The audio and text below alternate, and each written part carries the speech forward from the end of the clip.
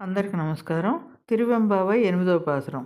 కోళీ சிலம்ப சிலம்பும் குருகெங்கும் ஏழிலியம் பியம்பும் வேணி செங்கெங்கும் கேளில் பரஞ்சோதி கேளில் பரம் கருணை கேளில் விழுப்பொருள்கள் பாடினோம் கேட்டிலையோ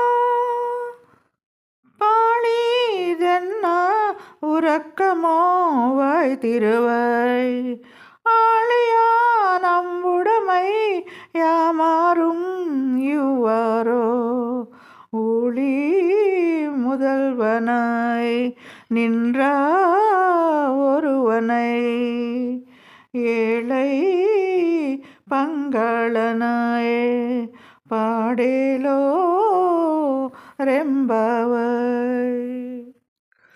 శివునికి ప్రీతిపాత్రమైన శంఖం ఊదుతూ అభిషేక వస్తువులను అంటే ఆవు పాలు, పెరుగు, నెయ్యి, తేనె మొదలగునవి సమకూర్చుకుంటూ ప్రపంచంలో ఉన్న అన్నింటికీ కారణభూతుడైన పంచభూత స్వరూపుణ్ణి కీర్తిస్తూ నదీ తీరానికి చేరుకుందాం. చెలియా, కోళ్ళు కూస్తున్నాయి, అంతటా పక్షులు శబ్దిస్తున్నాయి, సప్తస్వరాలలాగా తెల్లటి శంఖారావములు అంతటా వినిపిస్తున్నాయి. అసమాన పరంజ్యోతిని, పరమ కరుణని, సరిలేని గొప్ప వస్తువును మేము పాడుతున్నాం. నువ్వు వినటం లేదా? బలి, ఇది ఏమి నిద్రో ఏమిటో. నోరు తెరవు. చక్రధారి ప్రేమ కూడా ఇటువంటిదేనేమో. ప్రళయకారుడైన పార్వతీ సమేతనే కీర్తించు. మేలుకో, ఆలోచించు. ఏ శాస్త్రం చెప్పని జ్ఞానాన్ని సత్సంగం క్షణాల్లో ఇస్తుంది.